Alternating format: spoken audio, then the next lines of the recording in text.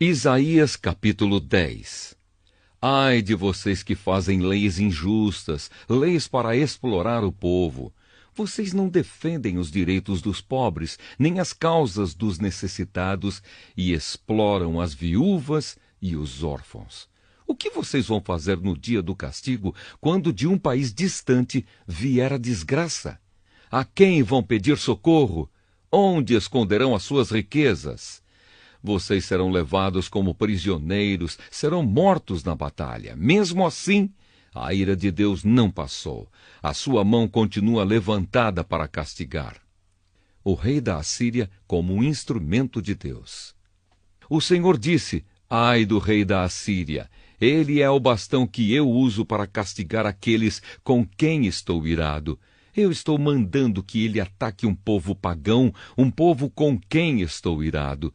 Estou ordenando que leve embora tudo o que é deles e que os pise como se fossem a lama das ruas. Mas o rei da Síria quer mais do que isso. Ele tem os seus próprios planos. Só pensa em conquistar muitas nações e destruí-las completamente. Ele diz: todos os meus comandantes são reis. Tenho conquistado muitas cidades, Calno e Carquemis, Amate e Arpade, e também conquistei Samaria e Damasco. Já derrotei reinos pagãos, onde o povo adorava muitos ídolos, mais ídolos do que há em Jerusalém ou em Samaria. Já destruí Samaria e os seus ídolos, e farei o mesmo com Jerusalém e com os seus ídolos. Quando o Senhor terminar tudo o que está planejando fazer no Monte Sião e em Jerusalém, então ele vai castigar o rei da Assíria, aquele homem orgulhoso e vaidoso. Pois o rei diz: fiz tudo isso com a minha própria força e com a minha sabedoria, pois sou inteligente. Mudei de lugar as fronteiras dos países e fiquei com todas as suas riquezas. Como se fosse um touro, eu pisei os seus moradores. Eu levei comigo as riquezas das outras nações, como alguém que tira os ovos de um ninho abandonado. Não houve ninguém que batesse as asas, ninguém que desse um pio. Mas será que o machado pensa que é mais importante do que o homem que o usa? Ou será que a serra imagina que vale mais do que a pessoa que serra com ela? Será que um bastão, um simples pedaço de madeira, é capaz de levantar um homem? Por isso o Senhor, o Deus Todo-Poderoso, enviará contra os fortes soldados assírios uma doença que os deixará sem forças. Mandará uma febre que, como fogo, queimará os corpos deles. O Santo Deus, a luz de Israel, será um fogo que num dia só queimará o mato e os espinheiros da Assíria. O Senhor destruirá completamente as florestas e as plantações. Será como uma doença mortal que acaba matando a pessoa. As árvores que sobrarem serão tão poucas que até uma criança será capaz de contá-las. Alguns voltarão. Naquele dia, os poucos israelitas que ficarem vivos não vão confiar mais nos assírios que os fizeram sofrer.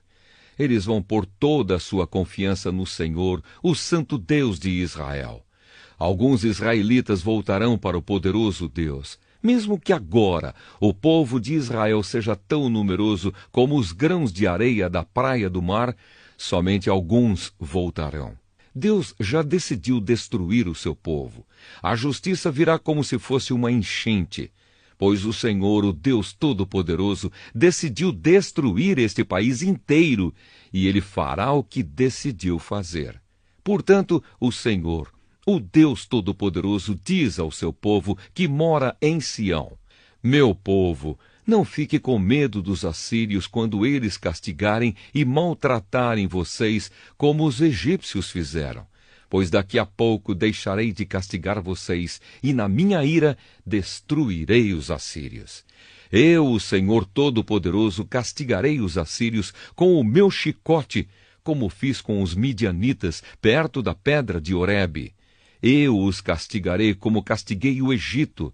Naquele dia eu livrarei vocês da escravidão e tirarei a pesada carga que os assírios puseram nas suas costas. Os assírios atacam. Os inimigos vêm da direção de Rimom, já conquistaram a cidade de Ai, passaram por Micron e deixaram a bagagem em Micmas. Atravessaram a passagem entre as montanhas e à noite estão acampando em Gebá.